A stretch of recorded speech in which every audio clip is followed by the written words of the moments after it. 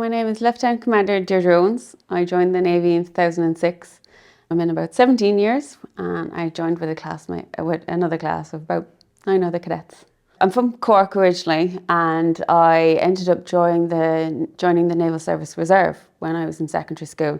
That kind of gave me a window into the Navy, the different careers within the Naval Service. And initially I kind of was thinking about the deck side, but I went on board one of the ships and I just found the engineering side really intriguing, really interesting, and spoke to a couple of people on board there. And then after that, I was pretty set that I definitely would go towards engineering. Well, my parents weren't initially supportive. No, not at all. But once I kind of showed them about my enthusiasm and my interest in it, they then actually helped me out. They helped me speak, got some contacts for the people who were in the Defence Forces and in the Navy. And then I was able to convince them that it was definitely a role for me. So one thing that I found very unusual was my most outgoing aunt said, "Oh my God, the Navy's not a place for a woman." And I never felt that myself. I never felt that I was making a bad decision. I went to the Maritime college and I seen that there was other women there as well. And when I joined as a cadet, I was extremely lucky that I had 4 other classmates who were women as well. And I found that there was a real element of support. I think all of the lecturers, particularly in the college in Cork and NMCI, yes, it was predominantly, males in the college at the time, but I found that, they were really encouraging and really helpful. They always would check in, make sure that everything was okay with you. I mean, they were giving support to the other students as well, of course. Yeah. I just found it very supportive. Day one in the cadetship we came down to the naval base and we did 2 weeks on the naval base, just kind of getting an introduction to the environment, which I found really interesting. We then went up to the army and we trained with our Army and Air Cork class for 3 months. I think there was 14 women in total in my class of about 55. And again, I thought it was a brilliant environment, really kind of challenging, really fun, really kind of adventurous. It was tough, but the type of experience you look back on with fondness. Our first year then as cadets was a general year. It's slightly changed nowadays. The cadetship is slightly shorter. And I really enjoyed it. We spent time at sea, we spent time in the college. And then in my second year, I went over to NMCI and I did my marine engineering training. Yes, so all of the students there are there to work within the marine industry. I just thought it was a real close-knit community. So the college itself doesn't have massive student numbers that are there kind of for the college term. You have some people coming in and out constantly for shorter courses. And I just found that you had a small community, you were supported in the environment. If you had problems, particularly with the Naval Service, if you were having issues with any subjects, you were able to go back to your class officer, tell them where you're struggling, and they would find assistance for you. One thing that I really found was I didn't have to rely on my parents and they didn't have to worry financially about me kind of going through college.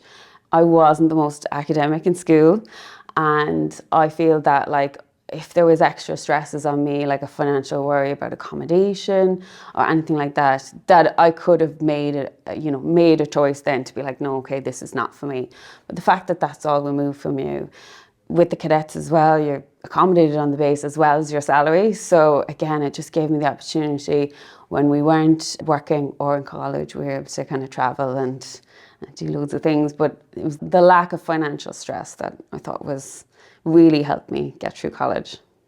So I have my marine engineering degree. As an engineer then on the ship, you do other areas as well, so health and safety. But I think mainly the experience that I've gained in the environment. So I've done other kind of short courses in like first aid and the likes of that. But I find the core training that I got in NMCI is hugely beneficial. So my role on board the ship is to basically maintain the ship and ensure that it's running safely and that it's running in a manner that we can go to sea. That's the main role. So I work with a team of at least 6 other fishers and electricians, and we make sure that the ship is in good condition as our primary role. On top of that, then we have to make sure that the ship is suited in case anything goes wrong while we're at sea. So we must make sure that we have all the engineering spares that we need, and that we have a certain amount of strategic spares on board that we can effect repairs if needed. As the engineer, you have a large team. I could have about maybe 15 people working with me. So you find people's strengths and their weaknesses, and you intervene when it's needed. But then like to pull back, give others their sense of accountability over their own work as well. And then also, I was the health and safety officer on board. The last ship I was on, I was the health and safety officer during COVID.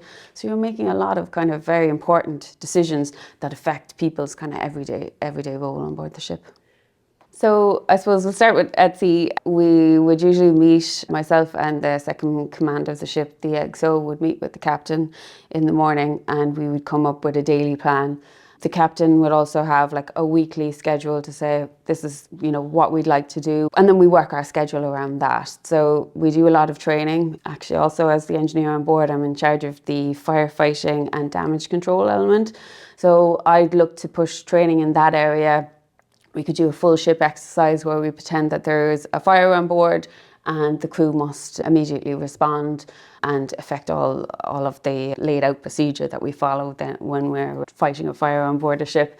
So we try and get an element of training in during the day, but also then we have to make sure that we're getting the sufficient maintenance done on board the ship. So it can be a bit of negotiating to find time as well where my staff can conduct all the maintenance that they'd like to do. And then obviously you have our operational requirements, which would change kind of between different patrols, and we need to work around them as well. One of the times I was on the Ellie George Bernard Shaw, we were leaving Dublin port.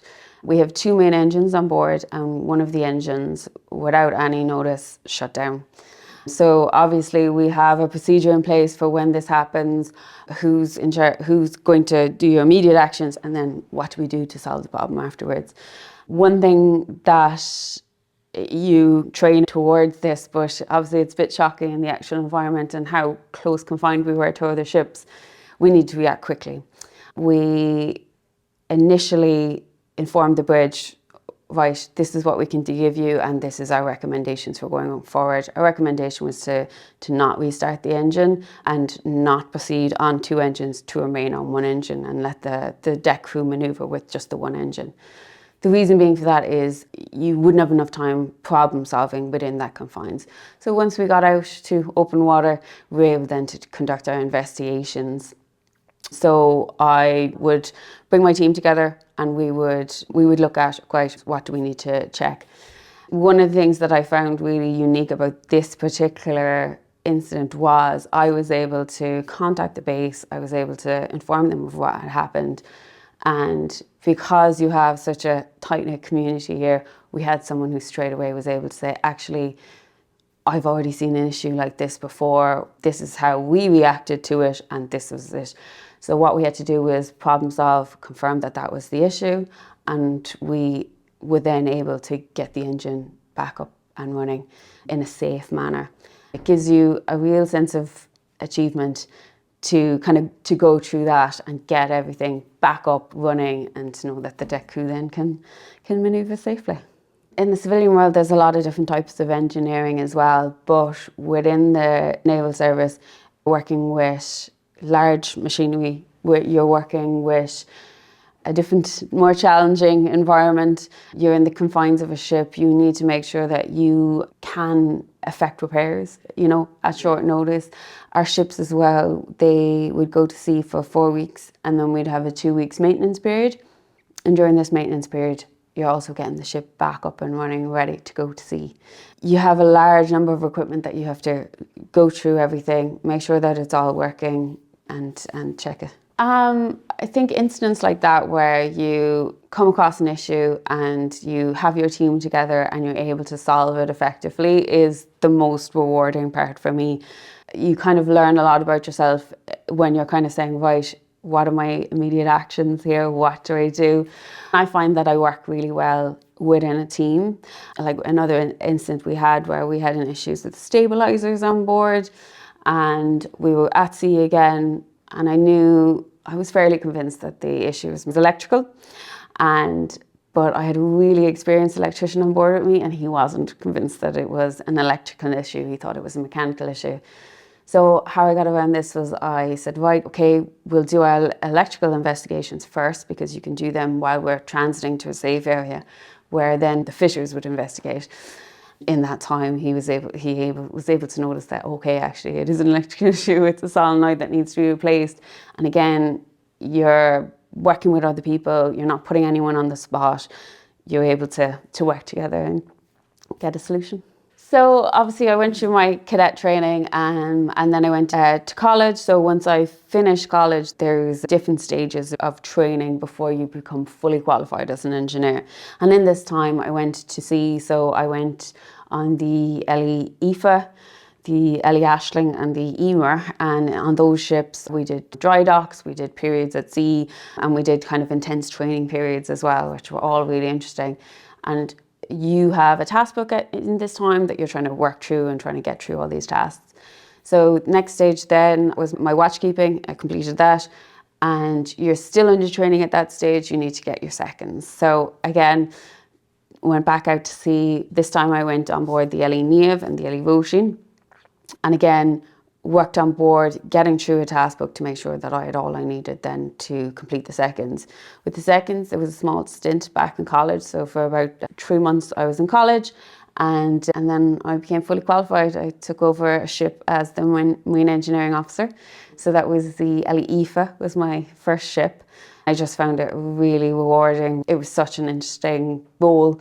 After that then I returned ashore and I worked as MA, so the head of support command. I had my first child, I had a daughter. When I returned to work, I went into the planning department.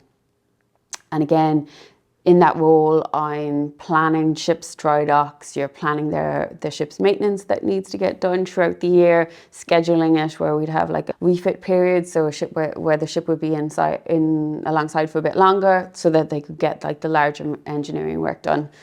I had a second child then, so my son was born. And once I returned, I went into the role of assistant NSO. So assistant NSO, I was working in the main technical stores, and I really enjoyed this role. So it's all stock management. You're making sure that you have what the ship needs. You have them within the stores itself. You're working with a team of about maybe 8 storekeepers. There's some other military staff in there as well, and you're working with them just to make sure that how we're purchasing things is done effectively, is done economically, and how you manage the stock within the stores itself has a massive role in how the ships manage stock. I went back to sea on the Ellie George Bernard Shaw. So I did 2 years on board the George Bernard Shaw as the engineer. And again, that was a really interesting role for me because this was the newest ship in the fleet at the time. Then I returned from George Bernard Shaw. I was only ashore for a very short time, and I had my third, another boy. And since I've returned then, I've worked in FSG and in the dockyard. The second time I went to sea, I had 2 children, and my husband at the time did work in the Naval Service. So it was slightly easier in that he understood the role and he understood what was involved. So when you're when you're going out to sea, he had to take full custody and of the children and everything involved with them. What helped me a lot was I had a very supportive family, and his family as well also were supportive. So I just found that I had the peace of mind going to sea that everyone was doing okay. And then once I'm ashore, then my hours are kind of office based. So yeah, there's the normal everyday childcare and school runs needed. I think the opportunity really is just coming into work every day and it being a fun and challenging environment. I've travelled a lot with the Naval Service. Obviously, that's a nice one to do as well. But I find like the day-to-day role just rewarding, and you get a sense of achievement from completing it. I've done courses that, I wouldn't have put myself forward for, but yeah, I just think it's a really interesting job. I would say definitely to give it a try, take that step. It's been really rewarding for me, but it's been all the way along really rewarding. And the environment that I've been in has been a close-knit community, really supportive. Look at the different areas that you can do, and don't put a stop in your way to say, right, it's something that I can't do, or if you give it a go, you'll see that it's definitely a really rewarding and achievable career. I think one of the things that drew me to the Naval Service was, again, I had a bit of an exposure in the reserve. There was a real element of mystery about working at sea and working in engineering that I really just wanted to figure it out. I think it's something different. It's something fun. There's a sense of adventure about it. I found that when I got a little bit of an introduction through the Naval Service Reserve to the type of work, that it really egged me on to find out more about it, to give it a go, essentially. And I'm delighted I did. I found it really rewarding. I find the marine engineering industry in general, it is a small community, it's tight-knit, and there's a lot of support there within that community.